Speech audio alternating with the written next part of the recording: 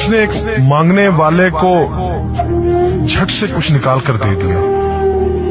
میں نے کہا کہ بھائی دیکھ بھال کر دینا چاہیے، یہ فراڈ لوگ ہوتے ہیں اور عام انسان کے جذبہ نیکی کو ایکسپلائٹ کرتے ہیں۔ فرمانے لگے آپ نے وجہ فرمایا میں پہلے ایسا ہی کرتا تھا، پھر ایک واقعے نے میری دنیا بدل کر رکھ دی۔ میں دھرم پورہ لاہور میں اپنے گھر سے سائیکل پر نکلا تھا۔ میں سائیکل پر جا رہا تھا کہ ایک شخص اپنا بچہ فٹ پاتھ کے کنارے لٹائے ہسپتال پہنچانے کے لیے ٹیکسی کا کرایہ مانگتا پھر رہا تھا۔ وہ کبھی کسی پیدل کا بازو پکڑ کر ہاتھ جوڑ دیتا، میرا بچہ بچا لے، مجھے ٹیکسی کا کرایہ دے دے۔ تو کبھی موٹر سائیکل والے کو ہاتھ دے کر روکتا، کبھی کسی کار والے کے پیچھے بھاگتا کہ وہ کار میں اس کے بچے کو ہسپتال پہنچا دے۔ کوئی رکتا تو کوئی نہ رکتا، جو رکتا وہ بھی اسے گھور کر دیکھتا اور آپ والی سوچ کر اسے ڈانٹتا، کام کر کے کھانے کی نصیحت کرتا اور آگے نکل جاتا۔ میں جو سائیکل سائیڈ پر روک کے ایک پاؤں زمین پر ٹیکے اس کا تماشا دیکھ رہا تھا، اچانک اس کی نظر مجھ پر بھی پڑی۔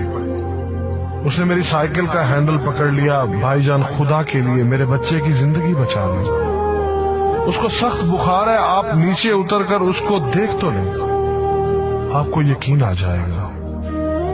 آپ دیں گے تو شاید کسی اور کو بھی اعتبار آ جائے، مگر میں بھی آپ کی طرح سوچ رہا تھا۔ پھر جس جارحانہ انداز میں اس نے میری سائیکل کا ہینڈل پکڑ رکھا تھا، لگتا تھا کہ ادھر میں سائیکل سے اترا اور ادھر وہ سائیکل پکڑ کر بھاگ جائے گا۔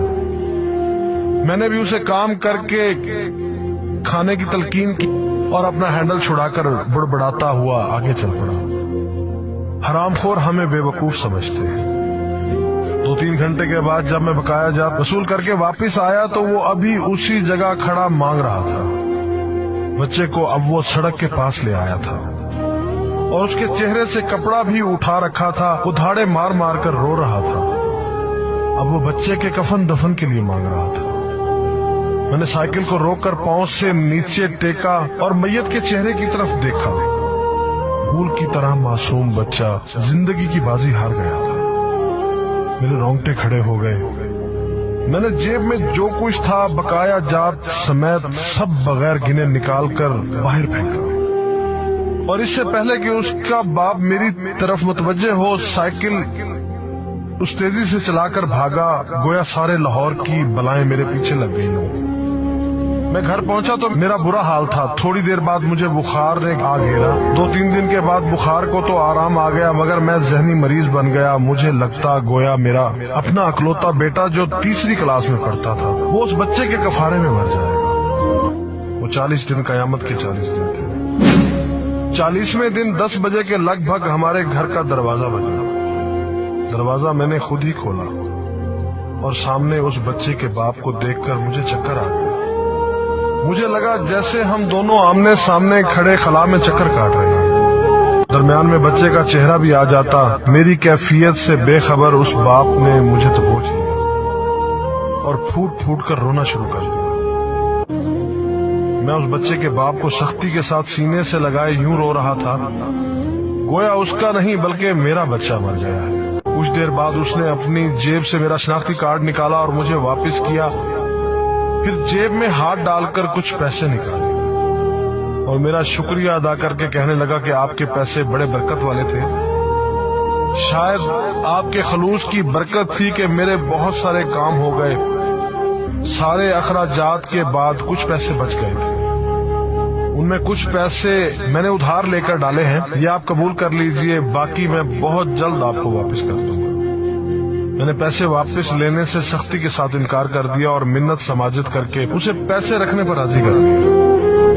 اس کے بعد میں یہاں بطور اسٹیل فکسر آ گیا۔ میں جی جان سے کام کرتا تھا۔ چند ماہ میں ترقی کر کے فورمین بن گیا۔ 3 سال بعد میں نے سالے کی مدد سے اپنی کمپنی بنا لی۔ اور اس بچے کے والد کو بھی اپنی کمپنی میں بلا لیا۔ آج وہ میری کمپنی میں فورمین ہے۔ اس بچے کے بعد اللہ نے اس سے 2 بیٹوں اور 1 بیٹی سے نوازا ہے۔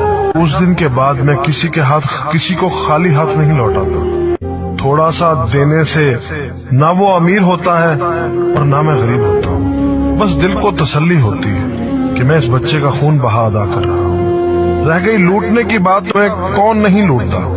جوتے والا ہمیں لوٹتا ہے، کپڑے والا ہمیں لوٹتا ہے، سبزی اور گوشت والا ہم کو لوٹتا ہے. اتنا لوٹنے کے بعد اگر کوئی ہمیں اللہ کے نام پر لوٹ لے تو شاید حشر میں ہماری نجات کا سامان ہو جائے کہ یہ بندہ میری خاطر میرے نام پہ لوٹتا رہا.